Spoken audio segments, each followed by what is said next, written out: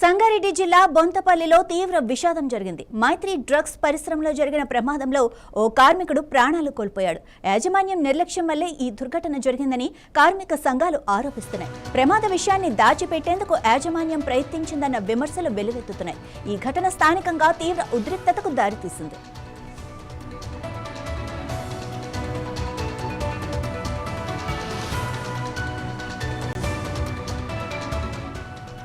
మెదక్ జిల్లా హట్నూరు మండలం కాసాలకు చెందిన ప్రవీణ్ కుమార్ బొంతపల్లిలోని మైత్రి డ్రగ్స్ పరిశ్రమలో పనిచేస్తున్నాడు. 3 రోజుల క్రితం ల్యాబ్లో డ్యూటీలో ఉండగా తీవ్రంగా గాయపడ్డాడు. అయితే ఈ విషయాన్ని బయటకు పొక్కకుండా యాజమాన్యం దగ్గరలోని ఓ ప్రైవేట్ హాస్పిటల్కి తరలించిందని కుటుంబ సభ్యులు ఆరోపిస్తున్నారు. అక్కడ ప్రవీణ్ కుమార్ ఆరోగ్య పరిస్థితి విషమించడంతో హుటాహుటిన హైదరాబాద్లోని నిమ్స్ హాస్పిటల్కి తరలించారు. అక్కడ చికిత్స పొందుతూ ప్రవీణ్ కుమార్ చనిపోయాడు. ఈ ఘటనతో ఆగ్రహించిన కార్మికులు, కుటుంబ సభ్యులు సిఐటియు నాయకుల మద్దతుతో ఆందోళనకు దిగారు. దీంతో యాజమాన్యం దిగివచ్చి చర్చలు జరిపింది. సిఐటియు రాష్ట్ర కమిటీ సభ్యులకి కె రాజయ్య మధ్యవర్తిత్వంతో బాధిత కుటుంబానికి 80 లక్షల రూపాయల పరిహారం ఇచ్చేందుకు ఒప్పందం కుదిరింది. అంత్యక్రియల ఖర్చుల నిమిత్తం వెంటనే ₹1,00,000 అందజేశారు. పరిశ్రమలో కార్మికుల భద్రతకు యాజమాన్యాలు ఏ మాత్రం విలువివ్వటం లేదనటానికి ఈ ఘటనే నిదర్శనమని కార్మిక నేతలు మండిపడుతున్నారు.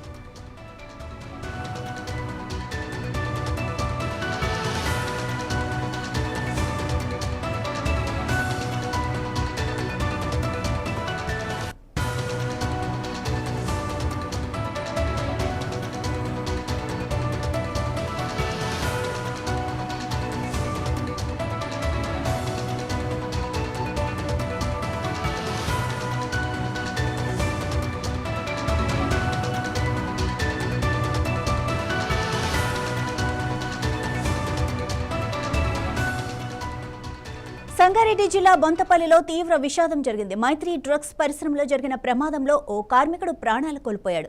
యాజమాన్యం నిర్లక్ష్యం వల్లే ఈ దుర్ఘటన జరిగిందని కార్మిక సంఘాలు ఆరోపిస్తున్నాయి. ఇక ప్రమాద విషయాన్ని దాచిపెట్టేందుకు యాజమాన్యం ప్రయత్నించిందన్న విమర్శలు కూడా వెలువెత్తుతున్నాయి. ఇక ఇదే విషయానికి సంబంధించి మరింత సమాచారం మా ప్రతినిధి రాజ్ కుమార్ అందిస్తారు.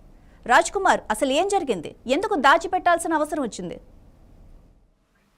మైత్రి డ్రగ్స్ పరిశ్రమలో ప్రవీణ్ అనే 25 ఏళ్ల యువకుడు ప్రమాదశాత్తు జరిగిన సంఘటనలో మరణించాడు.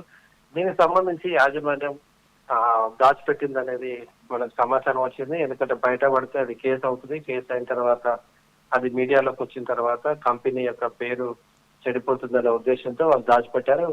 వెంటనే అంటే తీవ్ర గాయాల పాలైన అతన్ని మల్లారెడ్డి హాస్పిటల్, ప్రైవేట్ హాస్పిటల్ సూరారంలో ఉన్న మల్లారెడ్డి హాస్పిటల్ తరలించారు. అప్పుడు కూడా అక్కడ కూడా పరిస్థితి విషమించడంతో వెంటనే నిమ్స్ కు తరలించారు. ఆ నిమ్స్ లో చికిత్స పొందుతూ ఈ వ్యక్తి చనిపోయాడు. సో ఈ విషయంలో ఒకవైపు అటు బంధువులు, అటు పేరెంట్స్ సంబంధించిన మృతుల వారందరూ కూడా ఆందోళన చేశారు. దాంతో పాటు ఎవరైతే సిఐటియు అదేవిధంగా ఇంకొంతమంది నేతలందరూ కూడా అక్కడ ఆందోళన చేపట్టిన పరిస్థితి. సో ఆందోళన చేపట్టారు. యాజమాన్యానికి వ్యతిరేకంగా న్యాయం చేయాలని చేశారు. దీంతో కంపెనీ యాజమాన్యము చర్చలు జరిపిన తర్వాత ఒక ఒప్పందం కూర్చుకున్నట్టుగా మనకు సమాచారం వచ్చింది. ఈ ఒప్పందంలో భాగంగా 80 లక్షల రూపాయలు నష్టపరిహారం, అంటే కంపెనీ నుంచి ఏదైతే ప్రమాదశాత్తు మరణించాడు కాబట్టి కంపెనీ దీనికి బాధ్యత వహిస్తూ 80 లక్షల రూపాయలు నష్టపరిహారం, తన కుటుంబ సభ్యులకు ₹1,00,000 అంత్యక్రియలకు ఇచ్చారు. దీన్ని బయటికి రాకుండా అయితే చేయడంలో సర్వత్రా విమర్శలు వ్యక్తమవుతున్నాయి. ఎందుకంటే ఇది పెద్ద కేసు అవుతుంది, తర్వాత కంపెనీ యొక్క రెప్యుటేషన్ పోతుందనే ఆలోచనతో ఈ యొక్క మైత్రి డ్రగ్స్ పరిశ్రమకు సంబంధించిన వాళ్ళు బయట రాకుండా అయితే మేనేజ్ చేశారు ఇంటర్నల్ గా సమాచారం. రైట్ రాజ్ కుమార్, అసలు ప్రవీణ్ కుమార్ ఎలా చనిపోయాడు? యాజమాన్యం ఏముంటుంది, ఇక బంధువులు ఏమంటున్నారు? ఇది ఒక డ్రగ్స్ సంబంధించి పరిశ్రమ. మైత్రి డ్రగ్స్ అంటే ఇది ఫార్ములేషన్స్ ఉంటాయి. అంటే మనకి ఏవైతే టాబ్లెట్స్, తర్వాత మనం మందులు ఏదైతే వాడుతున్నామో దానికి సంబంధించిన బల్క్ సంబంధించిన పౌడర్, మిగతా కెమికల్స్ అక్కడ తయారవుతుంటాయి. ఇది రియాక్టర్స్ ఎక్కువగా ఉంటాయి. ఇది మనం పటాన్చేరు, ఇస్నాపూర్, బొంతపల్లి ఈ పారిశ్రామిక ప్రాంతాల్లో మనం చూస్తాం.